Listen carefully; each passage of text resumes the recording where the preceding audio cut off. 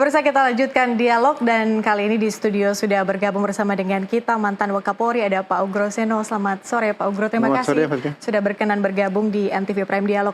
Di segmen sebelumnya saya sudah berbincang banyak dengan Prof. Hipnu soal sidang pra-peradilan hari ini, tapi saya ingin melihat atau mendengarkan dari sisi Pak Ugro Seno sebagai mantan Wakapolri.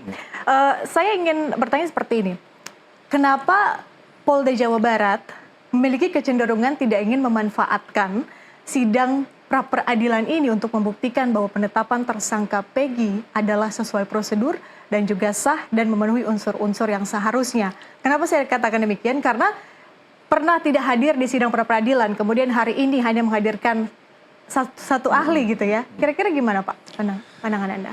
Ya, saya berangkat dari DPO ya. DPO pertama itu kan sudah masuk berkas perkara. Nah, siapa yang menentukan DPO ini pertama kali? Kemudian penentuan DPO kan ada peraturan Kapolri, peraturan Kabareskrim. Itu ada beberapa persyaratan bahwa pernah dipanggil sebagai tersangka 3 kali berturut-turut tidak hadir dan sebagainya. Tapi sudah didukung dengan alat bukti, tidak memanggil setiap orang. Jadi kalau memanggil saksi 3 kali itu tidak bisa DPO. Harus ada penetapan tersangka dulu? Iya, penetapan tersangka, ya, dipanggil 3 kali tidak hadir, disiapkan DPO. Nah, DPO itu harus alamatnya jelas. Nah, sekarang tinggal buktikan. Dalam berkas perkara pembunuhan atau penganiayaan dengan memberatan dan juga mungkin pemerkosaan tadi, daftar DPO ini sudah betul atau belum? Ada fotonya dan sebagainya. Nah, itu yang digunakan. Sehingga mencari orang itu tidak mencari nama, tapi mencari sesuatu yang ya harus lengkap di situ. Jadi begitu seseorang dibawa di kantor polisi, karena dicurigai sebagai DPO, dicek. Nggak cocok ya dikeluarkan, kalau cocok ya dilanjutkan. Nah, kalau memang itu DPO cocok kan sudah sidang nih. Harusnya cukup dilengkapi dengan berita acara penangkapan, penahanan, limpahkan saja langsung ke jaksa untuk sidang lagi.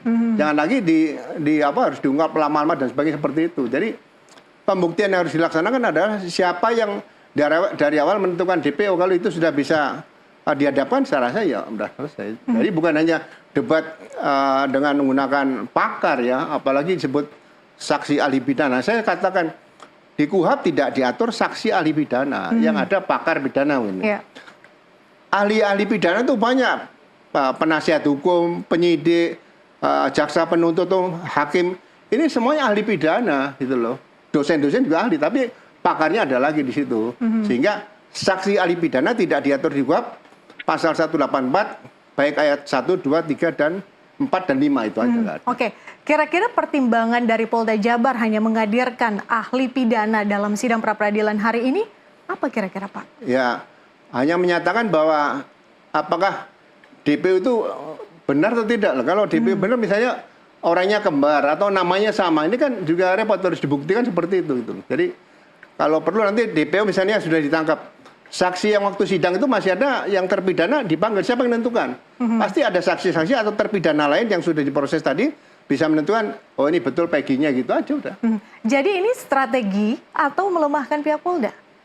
Ya kalau perang itu ya, perang itu ibarat tidak punya strategi pemenangan ya repot. Jadi ya harusnya disiapkan dari awal. Jadi polisi itu kan perang dalam bidang kamtipmas, kejahatan. Ini sama dengan perang kalau perang militer gitu. Jadi ya strategi harus ada. Jangan tidak menggunakan strategi. Di mana-mana pun perang itu kalau tanpa strategi ya pasti tidak akan menang. Berarti ini strategi? Bagian strategi. Bagian strategi, tapi strategi yang kurang tepat? Ya tepat atau enggak kan menurut saya tepat, belum tentu menurut saya tepat juga kan. Ya biarkan hakim yang menilai ya, seperti itu. Oke. Ya. Kalau gitu siapa yang harusnya dihadirkan? Ya. Harusnya yang saya katakan tadi, yang menentukan DPO dari awal siapa nih?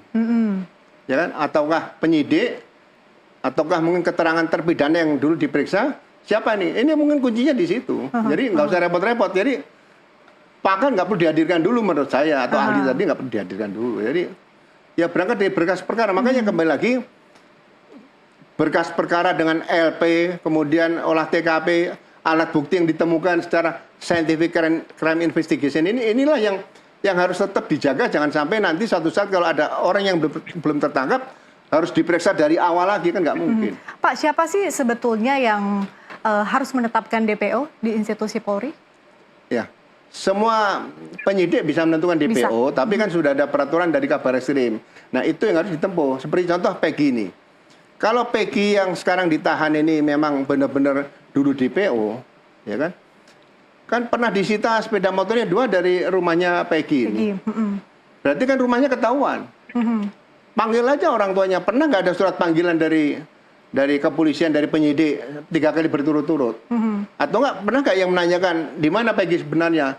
Polisi ini kan bisa kayak detektif itu James Bond ya. Jadi bisa nyamar jadi apapun, bisa mencari orang itu. Jadi tidak boleh dibiarkan berlarut-larut. Kalau satu kasus belum selesai, semua tersangka atau terdakwa itu tertangkap, itu pekerjaan polisi belum tuntas di situ. Ya. Ada perubahan jumlah DPO di tahun 2017 sidangnya di dalam berkas acara disebutkan bahwa ada 3 DPO, tapi kemudian di tahun 2024 berubah hanya 1. Itu lumrah tidak terjadi? Ya, sangat disayangkan karena berkas perkara dari awal dalam persidangan sudah diputuskan oleh hakim ya, dengan putusan hakim. Kemudian DPO disebutkan 3, kalau dikurangi 2 kan tinggal 1. Nah, kalau dikurangi 1 tinggal 2 itu saja. Tapi mengurangi itu hanya siapa ya?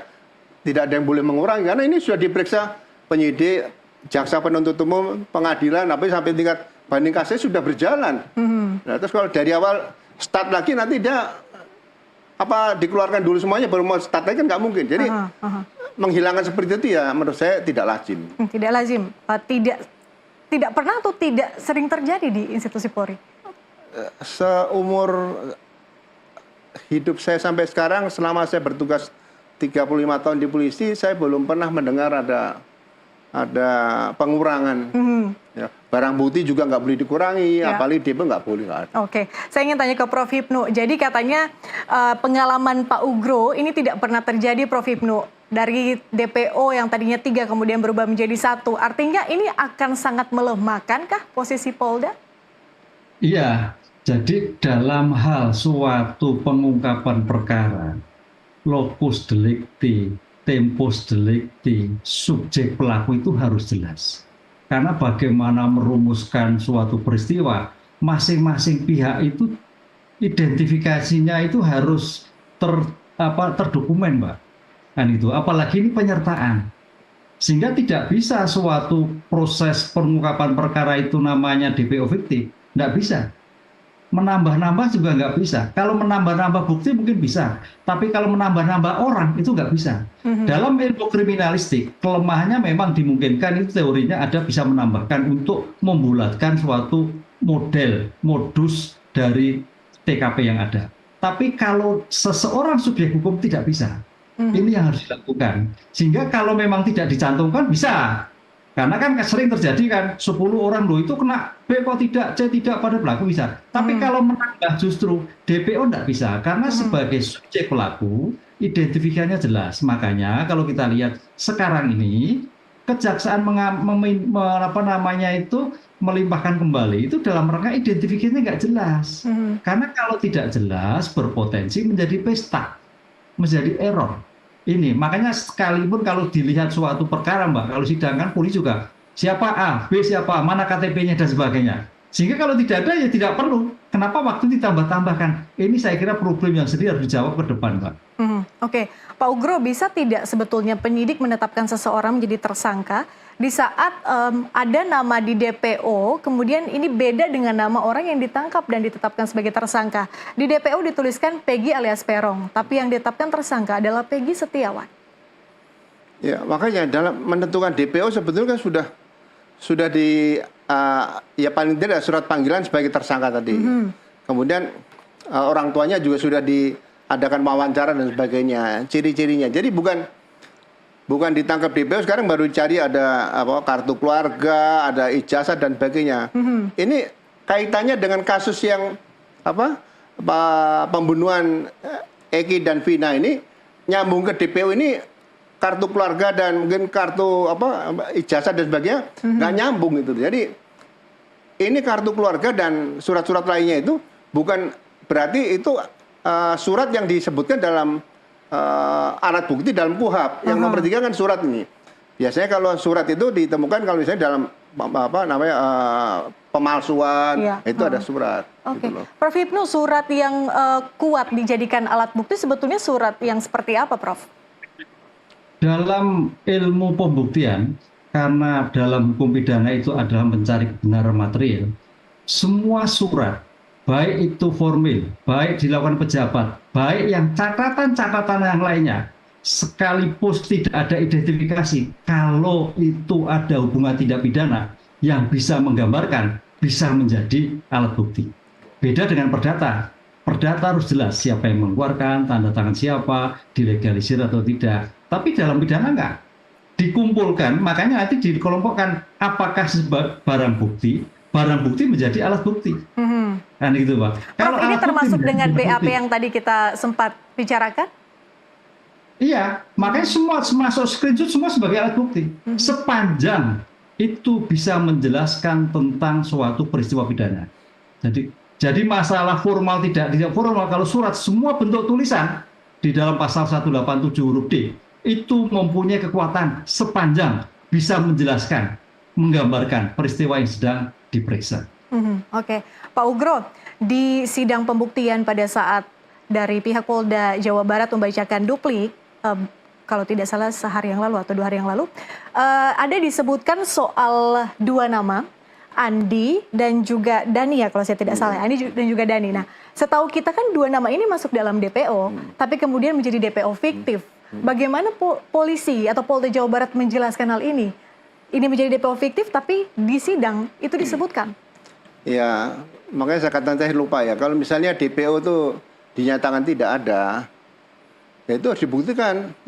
Ada surat keterangan kematian enggak? Dan itu harus dibuktikan yang mati itu benar-benar DPO atau bukan di situ. Jadi kalau hanya dihapus, di-delete gitu aja, ini bicara hukum loh. Jadi bukti itu harus benar-benar ditunjukkan bahwa ini bukti yang memang sesuai dengan alat bukti. Jangan ucapan seorang penyidik itu bukan bukti dan bukan petunjuk di situ. Makanya bahaya di sini. Kalau sudah masuk dalam suatu berkas, apalagi DPO ya, itu yang harus dilakukan gitu aja. 4 hari sidang ini, Anda melihat posisi Polda Jawa Barat ini agak sedikit goyah? Ya, sebetulnya sejak awal bagi saya, kalau dalam suatu perkara tindak pidana itu yang penting dibuktikan dulu mulai dari awal. Ada laporan, kemudian ada olah TKP, terus kemudian ada saksi-saksi, terus kemudian ada pemeriksaan scientific crime investigation dan sebagainya. Nah, untuk calon tersangka setelah saksi juga diperiksa, itu nanti belakangan mencarinya saja lebih bagus, tapi sudah lengkap di sini, ya kan? Seperti saya dulu ingin mengungkap kasus perampokan Bank CIMB, saya katakan kalau nanti pelaku tertangkap, kita belum tahu pelaku karena di TKP zero, nggak ada barang bukti. Ya kita harus bisa menemukan senjata M16 yang mereka rampas harus di tangan mereka. Nah kebetulan setelah 40 hari bisa ditemukan senjata M16 di tangan mereka. Nah mereka pelakunya, gitu loh. Jadi pada saat kejadian Egi dan Vina ini kan barang bukti baju yang berdarah juga tidak ada, sepeda motor berdarah juga tidak ada, kemudian ada apa lagi misalnya celana yang dari pelaku juga tidak ada, celana dalam dari korban juga tidak ada. Yang darah-darah ini sebetulnya perlu dikumpulkan untuk diperiksa scientific crime investigation di situ, ya kan? Jadi sangat berat sekali misalnya Polda untuk mengatakan bahwa ini DPO ini benar. Nah, kalau DPO benar dari awal proses DPO dengan daftar pencarian orang itu ada fotonya enggak? Tinggi badan berapa mungkin itu susah diukur ya, mungkin tapi rambut, mata dan sebagainya. Terutama alamat. Kalau alamat berbeda, nah ini juga fatal karena dalam pembuktian di pengadilan salah nama saja juga bisa itu hakim tidak yakin, apalagi salah alamat. Oke, kita harus jeda terlebih dahulu Bapak-Bapak, kita lanjutkan di segmen terakhir. Pemirsa tetaplah bersama kami, NTV Prime Dialog akan kembali usai jeda.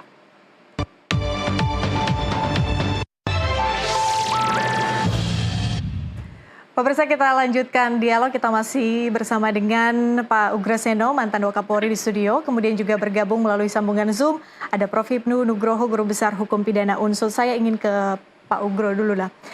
Tadi mari kita bicara soal tadi alat bukti. Berulang-ulang kali disampaikan di sidang, ini soal 2 alat bukti nih yang harus ada. Apakah Anda melihat bahwa 2 alat bukti ini sudah cukup dibuktikan oleh tim hukum dari Polda Jawa Barat sejauh ini? sampai detik ini saya belum melihat itu. Jadi keterangan saksi atau keterangan tersangka jadi saksi gitu kan, ada juga itu banyak mencabut, ya kan. Kemudian padahal setiap tersangka saja berhak diem nanti di pengadilan di situ. Nah kemudian alat bukti misalnya scientific crime incident juga tidak pernah dimunculkan, darah, pakaian, baju dan sebagainya. Jadi perkara ini cukup lemah gitu, sayang itu dipaksakan seperti itu. Jadi saya tidak mengatakan bahwa ini orang ini salah. Yang bisa menyatakan pasti salah atau benar kan hanya Tuhan. Hakim pun kan yang mewakili Tuhan di situ ya. Jadi alat bukti dihadapkan ke hakim bisa benar-benar membuat keyakinan hakim, ya itu baru terbukti. Kalau sekarang alat bukti yang dikatakan baru semua keterangan saksi sama dengan satu saksi, buat apa dipaksakan juga tidak akan mungkin. Prof Hipnu punya pandangan yang sama, Prof? Iya betul. Jadi makanya tadi ketika ahli dicari pendapatnya tentang ini kan kasus pembunuhan perkosaan. Bagaimana kalau keterangan buktinya itu tidak mengarah pada pembuktian pembunuhan, ahli nggak bicara apa-apa. Hanya bicara dua bukti. Harusnya kan dijawab. Karena ini kasus pembunuhan, mau tidak mau, bukti yang dilakukan oleh penuntut umum ada korelasi dengan pembunuhan dan perkosaan. Itu yang ditunggu gitu loh. Nah, tapi sampai detik sidang, begitu dibolak-balik terus nggak pernah menjawab. Hanya yang penting dalam koridor pra-peradilan 2 cukup alat bukti. Pertanyaannya, bukti itu relevan atau tidak? Ini yang harus menjadi kunci sebetulnya di dalam pembuktian. Tapi tidak pernah terjawab. Mudah-mudahan hakim punya pandangan, oh ini tidak mau menyampaikan, oh ini tidak ada. Itu yang kita tunggu. Karena bagaimana juga hakim berpikir progresif. Walaupun memang pembuktian itu formil, tapi mau tidak mau karena ini mencari identitas, sedikit material harus jelas tentang Prof Hipnu, apa sih sebetulnya yang jadi pertimbangan hakim di saat harus menetapkan penetapan status tersangka seseorang? Ya bukti, dua alat bukti. Iya, dua bukti itu menganut jumlah dan jenis. Kalau itu tersangkanya, itu tersangka seperti biasa sudah ditemukan. Tapi pertanyaan sekarang, kasus PG tersangka berbasis DPO, gitu loh Mbak. Ini yang jadi problem. DPO itu seperti apa? Subjeknya seperti apa? Itu yang dilakukan. Sehingga kalau sudah seperti itu, adakah bukti terhadap PG sebagai pembunuh, pemerkosa? Arah bukti itu yang belum muncul, apalagi tadi sepakat Pak Ugro tadi, kalau toh memang dimunculkan, ini loh dokumen pembunuhannya, ini loh dokumen visumnya, ini loh dokumen perencanaan misalkan seperti itu, loh dokumen pada waktu foto pelaksanaan, itu baru. Tunjukkan dokumennya aja, itu saya kira sudah mengukurkan bahwa apa yang dilakukan Polda sudah akurat. Oke, ini akan sulit membuktikan kalau memang tidak ada dua alat bukti itu yang dijabarkan dalam persidangan ya Prof ya? Oke.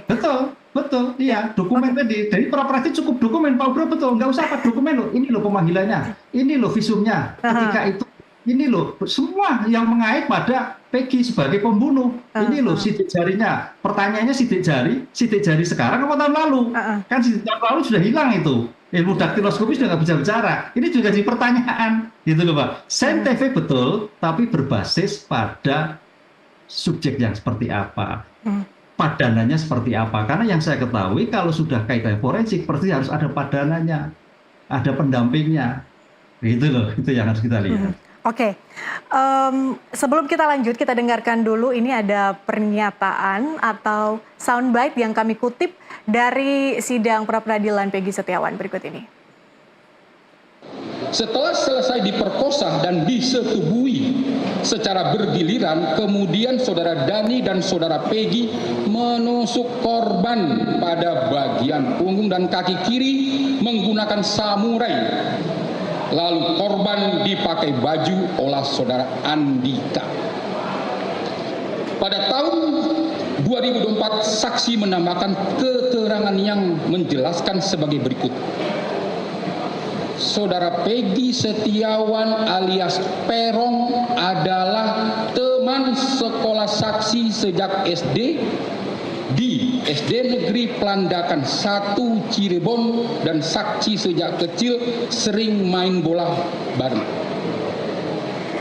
Saudara Peggy Setiawan alias Peron Yang saksi maksud adalah sebagaimana foto yang diperlihatkan dalam pemeriksaan saksi.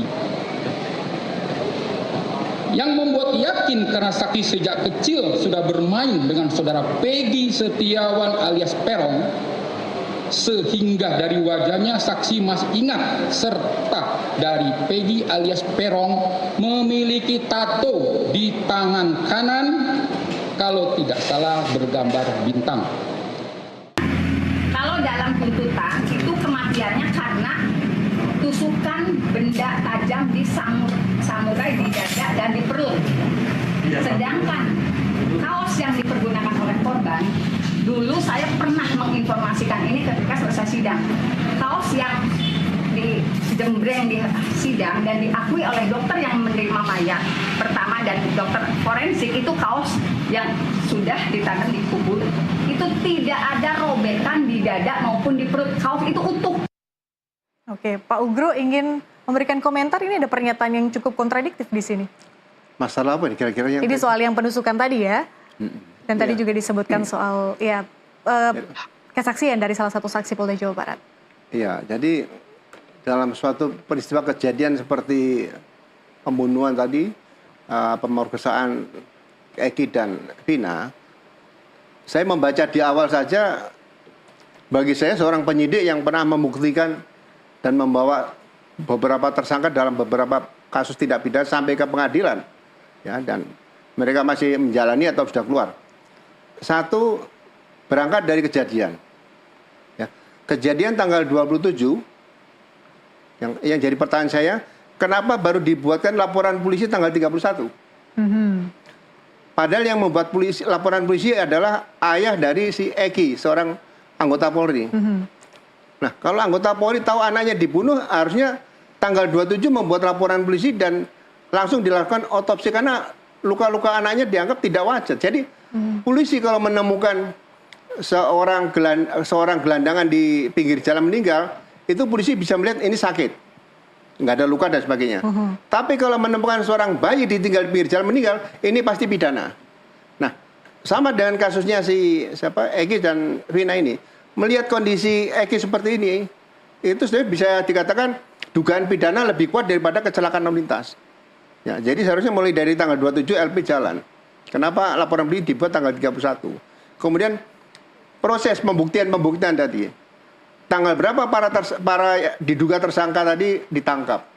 Dasar apa penangkapan? Itu dicek di situ aja. Kalau itu bisa diuji ya mau keterangan apapun, keterangan saksi kan bisa berubah nanti di depan pengadilan. Ini yang diperkuat adalah pembuktian saintifik tadi di awal, ya kan? Jadi memang saya katakan tugas polisi, pendidikan polisi itu berat. Pendidikan polisi, seorang polisi tidak bisa digantikan mesin. Apapun mesin tidak bisa. Mesin hanya membantu. Jadi manusia polisi itu harus memang dididik, pintar, bagaimana punya analisa yang kuat tentang kriminal, bagaimana melihat suatu peristiwa ini ada dugaan pidana. Dan ini yang tidak saya lihat dalam pemberkasan Eki dan Vina. Sehingga akhirnya yang terjadi walaupun sidang sampai tuntas ya, saya nggak tahu, kadang-kadang masalah seperti ini dari mulai penyidikan, penuntut sampai pengadilan bisa memutuskan seperti itu, ya saya nggak tahu Pak Hakim bisa yakin seperti itu seumur hidup, saya dari mana saya nggak tahu. Pak Ugro melihat ini masih akan panjang Pak penyidikannya. Ini bukan hanya soal penetapan status tersangka Peggy, tapi juga penyidikan kasus pembunuhan Vina dan juga Eki. Kalau saya melihat ini suatu pendidikan yang menarik dan membutuhkan ekstra pemikiran. Jadi kalau dalam suatu tindak pidana itu harus benar-benar dibuktikan apa yang terjadi. Lokus deliktinya di mana, tempus deliktinya kapan. Harus dibuktikan. Dan ini kalau jadi satu buku yang tebal, ini bisa menjadi cerita untuk anak cucu berikutnya. Oh, dulu di Cirebon itu ada polisi semacam James Bond yang pintar, namanya A gitu. Ini kan bagus. Tapi kalau seperti ini, ya ini debat seperti ini tidak akan pernah selesai. Makanya saya usulkan sebaiknya Pak Presiden segera membentuk tim gabungan pencari fakta. Jadi supaya tidak melebar kemana-mana, nah nanti ada juru bicaranya. Udahlah, kita kan ya nggak usah malu, kalau memang ada salah ya minta maaf diproses. Tapi kalau misalnya ini dianggap sudah selesai karena sudah proses pengadilan dan ternyata faktanya seperti ini, ya ini PR yang tidak akan pernah tuntas, akan menjadi catatan kepolisian sampai kapanpun di situ. Oke, Prof. Ibnu, jadi kalau kita dengar pernyataan tadi nampaknya itu sudah masuk di pokok perkara ya Prof ya. Haruskah kemudian ini disampaikan pada saat sidang pra-peradilan? Ya karena gregetan. Nah, itu. Jadi sidang ini penuh emosi semua, Mbak. Jadi saya melihatnya penuh emosi, penuh gregetan, dari Polda juga gregetan, dari penasihat hukum lagi, apalagi publik. Nah, disinilah makanya persidangan ini tidak hanya bisa murni formal, tapi juga material. Karena gregetannya itu seperti itu. Lah mudah-mudahan dalam hal seperti ini, hakim ini bisa mengambil jalan yang jernih lah, mencoba. Etik tidak perlu obstruction of justice di situ. Jadi sidang kode etiknya adalah sidang tertinggi bagi pelanggaran-pelanggaran etika profesi seperti ini. Jadi ya entah hukumannya misalnya teguran dan sebagainya gitu. Jadi polisi harus berbangga sejak tahun 2002 pisah dengan TNI dari ABRI, sekarang punya kode etik profesi, sehingga ke depan nanti profesi polisi ini menjadi profesi yang mulia di situ aja. Oke, Prof. Ibnu, dari pandangan Anda bagaimana? Apa konsekuensinya di saat kemudian penetapan tersangka Peggy, andai kata ini dikabulkan, digugurkan? Ya kan digugurkan kan. Sekarang pertanyaannya kan bicara reputasi. Karena bicara KUHP itu adalah bicara bagaimana penegakan hukum itu mengedepankan hak asasi manusia, mengedepankan profesionalitas. Makanya penyelesaian secara formil itu sejauh mana penegak hukum itu betul-betul meletakkan sebagai subjek. Kalau asasnya hukum disebut asas akusatur, itu ada mahasiswa. Lahirnya KUHP, di HIR itu nggak ada, Mbak. Karena kalau HIR dulu zaman Belanda, itu kita itu diletakkan sebagai bangsa jajahan. Jadi nggak bisa mengorek. KUHP kita meletakkan sebagai subjek yang sama. Itulah makanya ada lahirnya pra-peradilan. Sebagai kontrol penegak hukum tidak sewenang-wenang. Kalau toh sampai digagap berarti penegakan hukum sekarang masih terjadi sewenang-wenang. Kenapa sewenang-wenang? Tadi Pak Guru betul. Ya, jangan sewenang-wenang. Akhirnya diperiksa secara propam. Itulah yang jadikan suatu permasalahan. Itu dari segi formal penegakan hukum. Tapi dari segi ilmu hukum itu sebagai kontrol. Jadi seolah-olah jangan sampai kalau ini gugur kiamat. Oh tidak, ini sebagai masukan, sebagai nutrisi perbaikan ke depan. Artinya kalau toh Peggy ini bukan Peggy yang lain, mesti cari Peggy yang lain. Karena PR3 sebagai DPO mau tidak mau itu menjadi catatan yang harus ketemu ke depannya. Jadi tidak bisa dihentikan, dietok-etok nggak bisa, harus, karena itu sudah bagian dari sistem peradilan yang sudah dibuktikan sampai di persidangan. Disitulah saya kira tanggung jawab penyidik untuk menyelesaikan ke depan. Karena dalam ilmu hukum ada asas finishes operative, hukum itu harus selesai. Gitu. Dari 4 hari sidang pra-peradilan ini, apa kesimpulan Anda? Apakah ini akan digugurkan penetapan status tersangka Peggy? Kalau sepertinya iya. Sepertinya iya. Karena tadi saya melihat ahli sampaikan, tidak mau sedikit pun bagaimana seperti Pak Ugro, dokumen, alat bukti yang mengarah pembunuhannya mana, perkosaannya mana, selalu bekerja dua alat bukti kan masih abstrak. Dua alat bukti apa? Yang menunjukkan adanya suatu perkosaan atau pembunuhan. Ini yang belum ketemu loh, Mbak. Ya, saya masih melihatnya ke sana, tapi nggak tahu nanti kalau dalam simpulan kita masih 2 hari kan gitu. Oke, Prof. Ibnu bilang sepertinya iya. Pak Ugro? Saya melihat tadi kembali sama dengan Prof tadi ya, alat buktinya apa di sini. Ini yang berat itu. Jadi para penegak hukum ini kan melalui pra-peradilan kan saling kontrol, ya kan? Ya sulit akan mengatakan sekarang, saya tidak mau mendahului Pak Hakim, nanti Pak Hakimnya wah itu ngikuti Pak Guru atau Prof tadi kan nggak enak ya kan. Jadi mudah-mudahan Hakim akan memutus dengan sebaik-baiknya, dengan sejujur-jujurnya gitu loh. Karena ya ini masalah ini kalau misalnya diputuskan penahanan atau penangkapan tidak sah, akan muncul pra-peradilan kedua yaitu ganti rugi dan rehabilitasi. Nah, cuma rehabilitasi di Indonesia ini kan hanya maksimal 100 juta. Seharusnya kalau ada orang yang misalnya salah tangkap ke depan nanti ya, bukan sekarang nih. Mungkin ganti rugi kalau seseorang itu salah tangkap, direhabilitasi, kemudian ganti ruginya kurang lebih ya kira-kira 10 M atau 100 M lah kira-kira gitu. Jadi benar-benar aparat itu tidak terlalu berani untuk melakukan kegiatan salah tangkap gitu aja. Oke, kira-kira gambaran kesimpulan nanti di sidang pra-peradilan besok seperti apa? Ya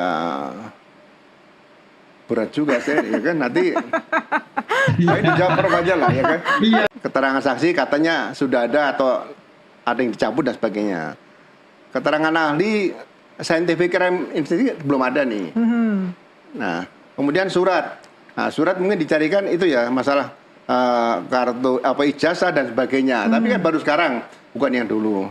Nah, kemudian kalau surat ini tadi sama dengan Peggy, ya mau diapakan ini kan bukan surat di sini, surat yang digunakan dalam suatu peristiwa tindak pidana ini bisa. Tapi surat ini juga akan menjadi petunjuk sebetulnya. Nah, baru keterangan terdakwa jadi ini. Jadi susah mengatakan bahwa Peggy yang ditangkap sekarang ini adalah pelaku yang berkaitan dengan pembunuhan dan atau dengan pemberatan dan pemerkosaan Egy dan pacarnya Vina itu saja. Benang merahnya nggak ada ya Pak? Sulit ya, nggak usah merah. Misalnya agak pink aja susah, nggak usah merah nih kira-kira gitu. Oke, apa yang harus dikatakan Polda Jawa Barat kepada masyarakat di saat ada kata penetapan status tersangka Peggy ini digugurkan?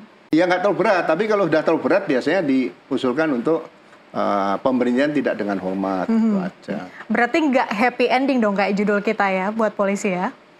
Ya tinggal menanyakan endingnya di mana gitu kan? Apakah di happy atau yang unhappy gitu aja, iya. Oke, kita lihat nanti Senin depan ya putusannya. Apakah kemudian benar akan terwujud keadilan tentu untuk semua pihak termasuk juga dengan korban, keluarga korban dan juga semua pihak-pihak yang terkait ataukah sebaliknya. Kita nantikan sidang besok dan juga Senin nanti putusannya. Terima kasih Pak Ugroseno sudah bergabung bersama dengan kita di NTV Prime dan juga Prof Hipnu. Terima kasih Prof sudah bergabung bersama dengan kita. Pak Ugro, selamat sore, sehat-sehat. Ya, kita jumpa lagi di lain kesempatan Bapak-Bapak. Dan pemirsa kami masih akan kembali usai jeda, tetaplah bersama kami.